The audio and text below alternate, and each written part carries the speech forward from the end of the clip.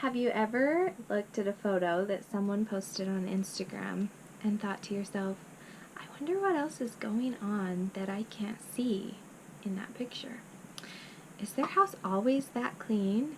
Or does she always have her makeup and hair done that good?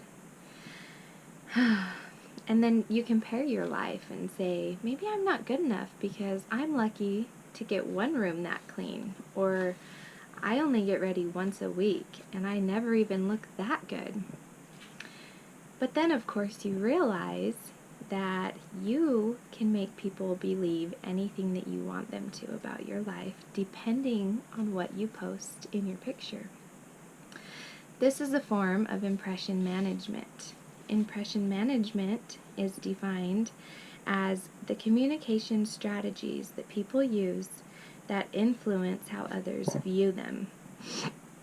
This can be done in a variety of ways, such as our appearance, gestures, language, etc., that we might use. So typically, we have a desired impression that we are trying to leave people with.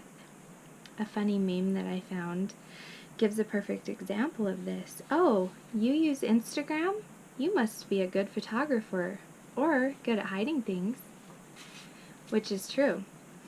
We see a lot of this on social media. People create a desired impression by hiding real parts of their life and only showing their favorite parts. It can actually be a dangerous thing when people are always photoshopping or editing their pictures, because if they go missing, how are we going to know what they really look like? It can be dangerous. So my hope is to show you the impact that impression management can have.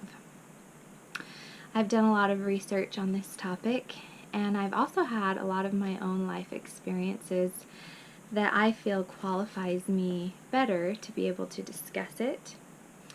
So, to begin, I'm going to let you see a side of me that compares to an example of online impression management.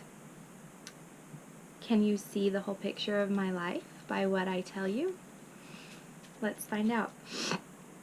To start, I am 23 years old.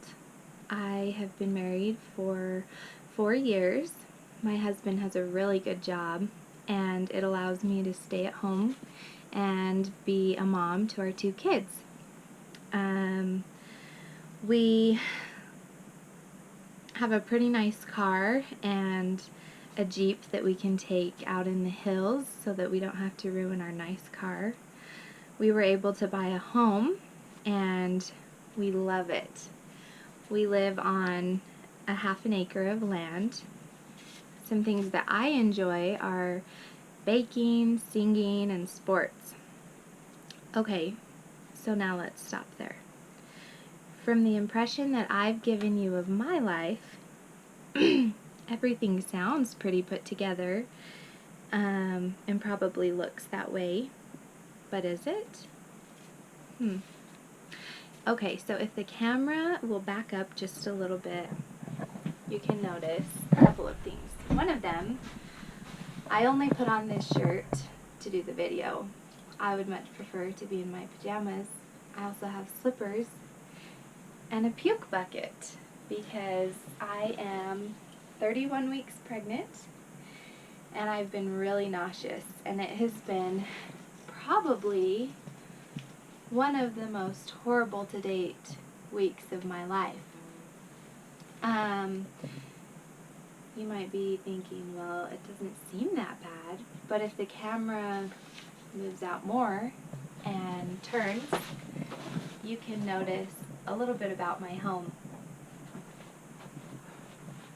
Where is it? Is it a real home? Oh no, it's a camp trailer. Yeah, so now let me tell you the story of why I am in a camp trailer. Just over a week ago, we found out that our dishwasher had been leaking, and we didn't know the extent of the damage, but once we pulled up the floor, we discovered that our entire kitchen was covered in black mold, and so we had to move out. So this is our home. And our kitchen has no cabinets, no floor, no subflooring, and the insulation is also ruined. So if you were to look inside my real house, you would see my fridge in my living room, my oven in my laundry room, and all the food out of all the cupboards scattered everywhere in between. So, now do you see the full picture a little better? The details that we give can change a whole story, and a lot of times those details are left out when it's on social media. So when I think of the impact that impression management has had in my life and that I've seen throughout my experiences, it's really powerful but hard to measure the extent of it. We see a tiny picture and we think their life is perfect. They have everything put together. And when we do this, I find that it only brings sadness, envy, stress. Comparison is the thief of joy. So in closing, my experiences taught me to be myself online as well as offline. Let people see me for who I really am. I also have to keep in mind that I can't ever see the full picture of someone else's life. So I can't just assume that they have it all together, because I think really none of us do. I thought that I had our fridge fixed in our trailer because it was freezing our milk, and my kids started saying, "Mom, what's in my cereal?" And I said, "It's just ice. Eat it." And then my husband said, "Oh, I accidentally turned it off." So we may still have frozen milk, and we might not get into our house by Christmas or by the time that I have this baby. But I'm not going to let the impression management techniques that other people use take away my joy and ruin my positive self-image of myself. I may be living in a trailer, but I can be happy, and it doesn't have to ruin everything for me. So be real. Let people see you unedited for who you really are.